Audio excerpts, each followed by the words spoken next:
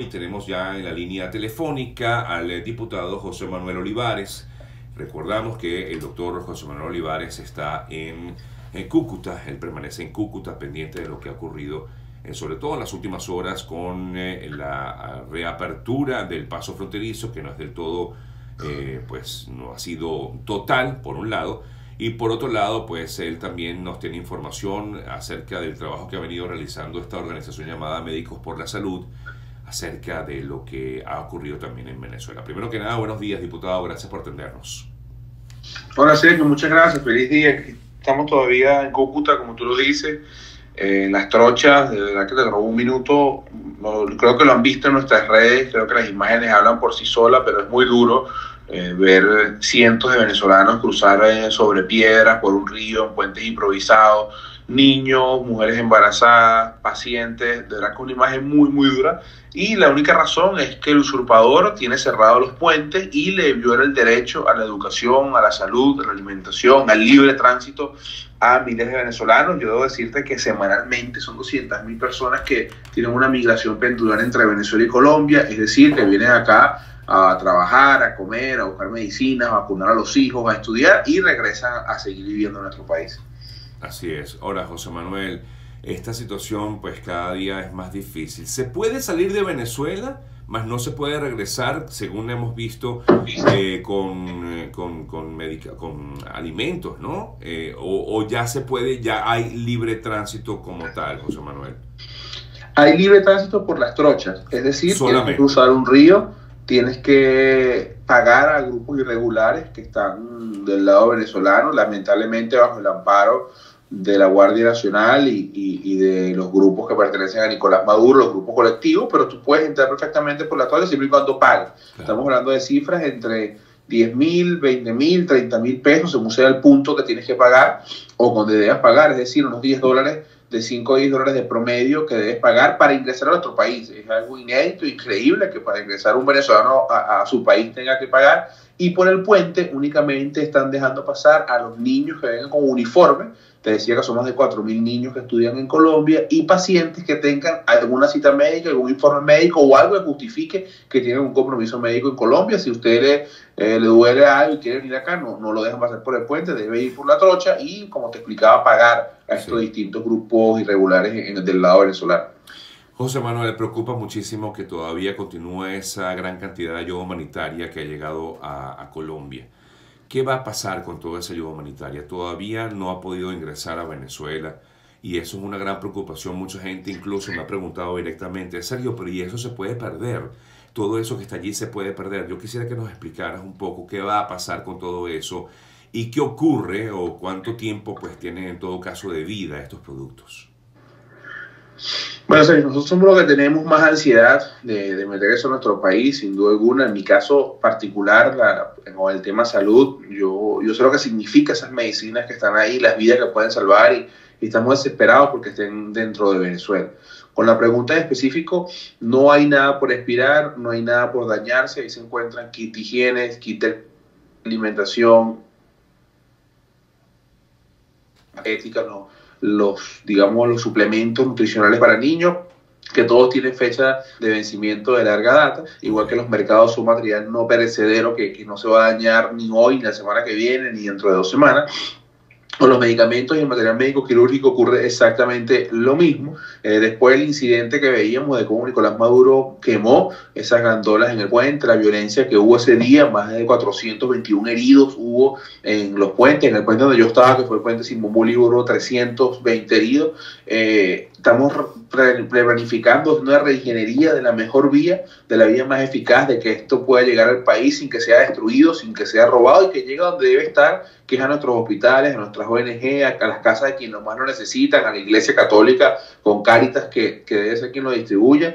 Y lo que te puedo decir es que no se va a vencer pronto y que estamos trabajando, por eso estamos en Cúcuta en este momento. Aquí estoy yo, está la diputada Gabriela Llano también, trabajando en la reingeniería, en la manera de que esto pueda pasar por una vía distinta y que aparezca dentro de Venezuela. Exacto, ahí como se está planificando o se están haciendo estrategias para ver qué plan utilizar para que pueda entrar como tal esta ayuda humanitaria. Me imagino que ya no será pues de la misma manera como se pensaba iba a ocurrir el pasado 23 de febrero, ¿correcto, diputado?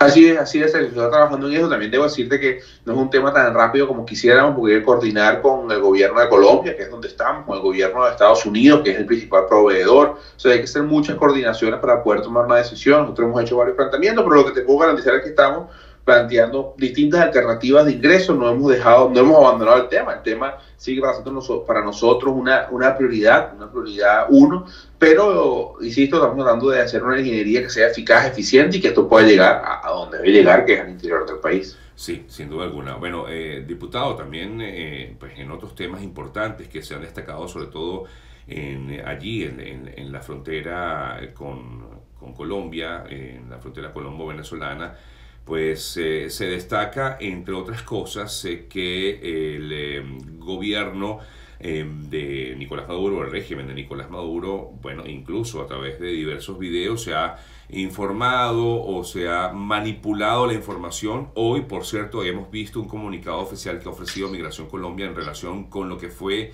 el incendio de los camiones que entraron por el puente de Ureña, por el puente Francisco de Paula Santander, para decir que definitivamente allí lo que ocurrió realmente fue la quema de estos productos que intentaban llegar a Venezuela. ¿Qué información nos puede dar al respecto? Porque esto ha sido noticia sobre todo después de un video que publicó el New York Times.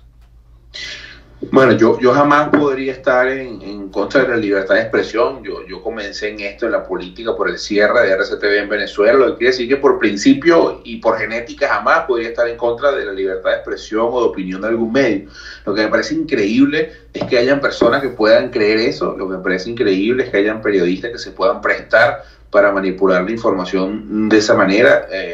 Aquí al final lo que yo diría es que no podemos perder el foco. El foco es salir de Nicolás Maduro, el foco es que mueren venezolanos, el foco es que tenemos más de 5 años en una tragedia humanitaria, el foco es que si Nicolás Maduro hubiese permitido el ingreso de la ayuda, nada esto hubiese pasado, el foco es que ese día hubo 421 heridos en los puentes intentando pasar la ayuda, 3 por arma de fuego, 15 personas que perdieron un ojo, heridas traumáticas, asfixias. Ese día fue un día repleto de violencia donde el mundo vio grupos paramilitares irregulares disparando, actuando en complicidad con la PNV de Venezuela, con la policía de Venezuela. Aquí, después de ocurridos los hechos, pueden salir tesis, hipótesis, cuenticos, cuentotes.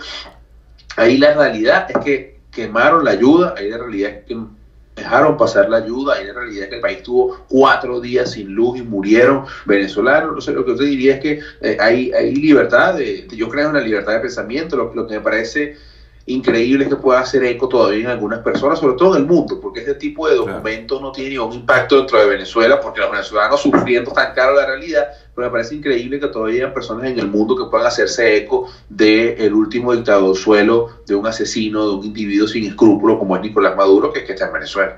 Hablando justamente de esa situación de los fallecidos, ayer conocimos de la muerte de un joven, Leider García, quien falleció luego de 17 días de estar hospitalizado.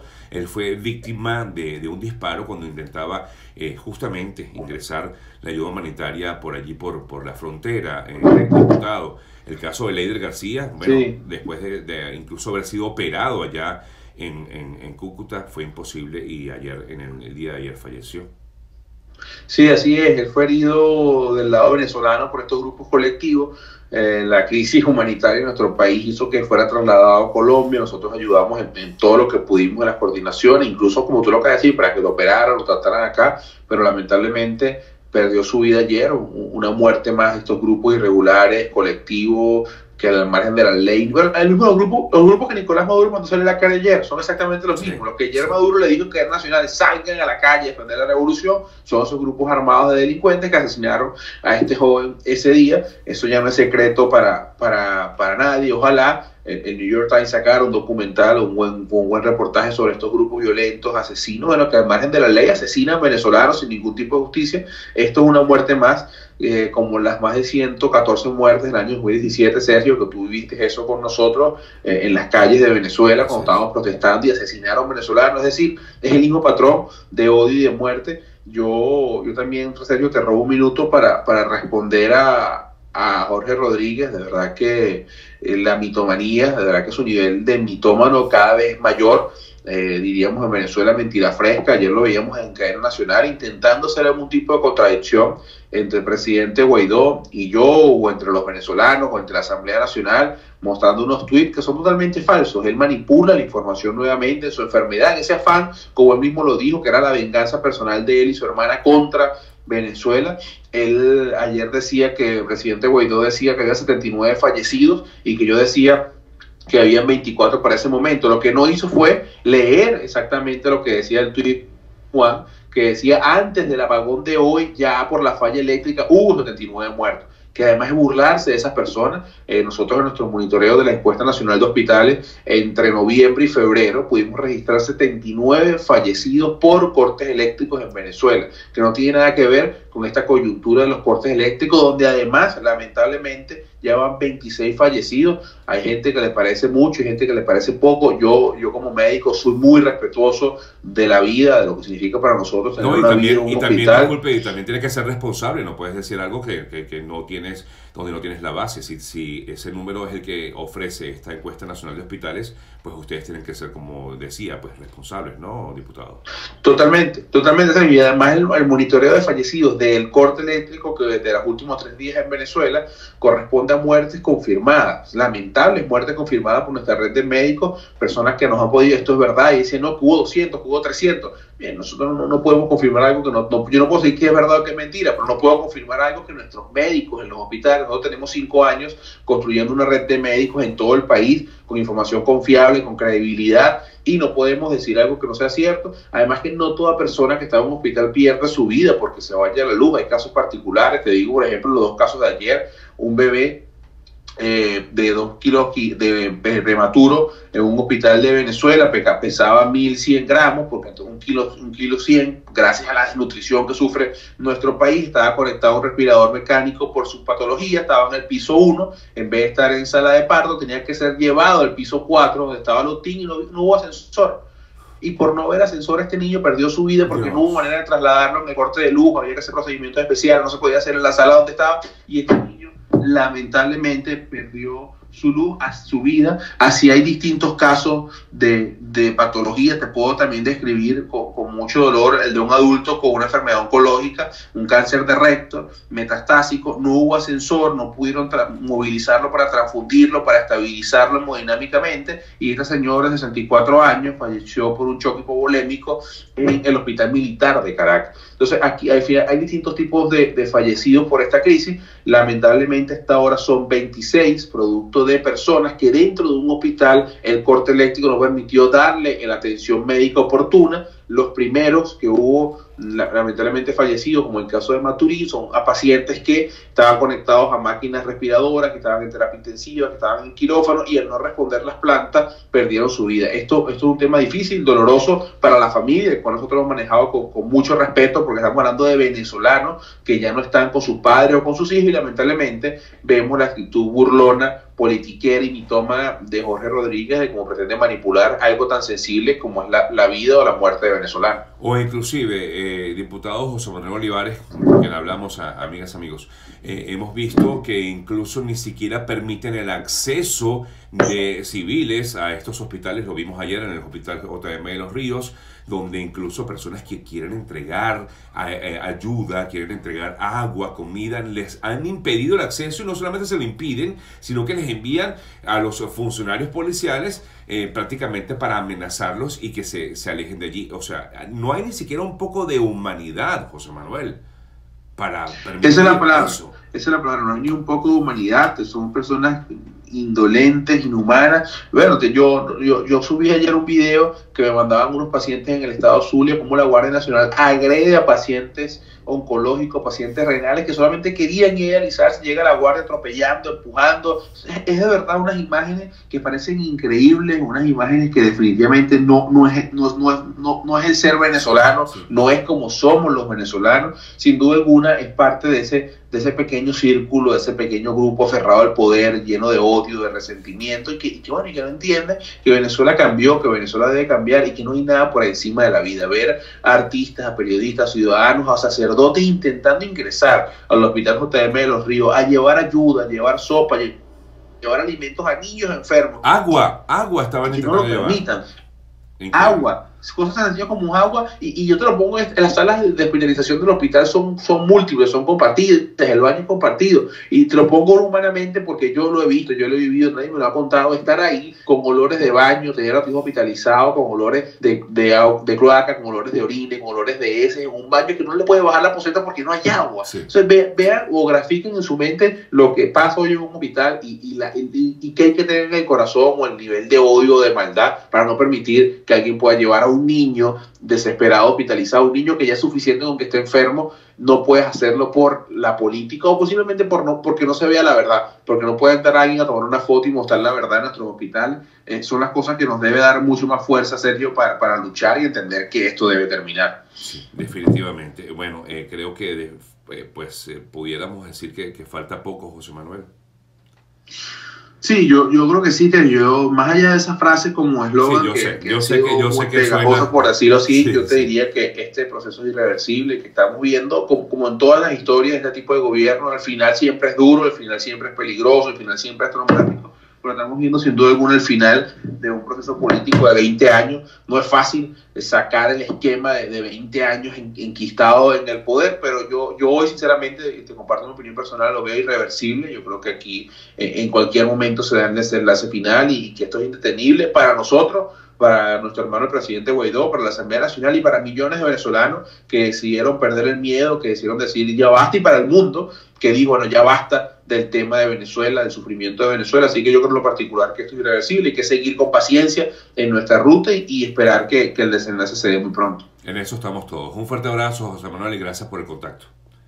Cuídate, Sergio, gracias. Gracias.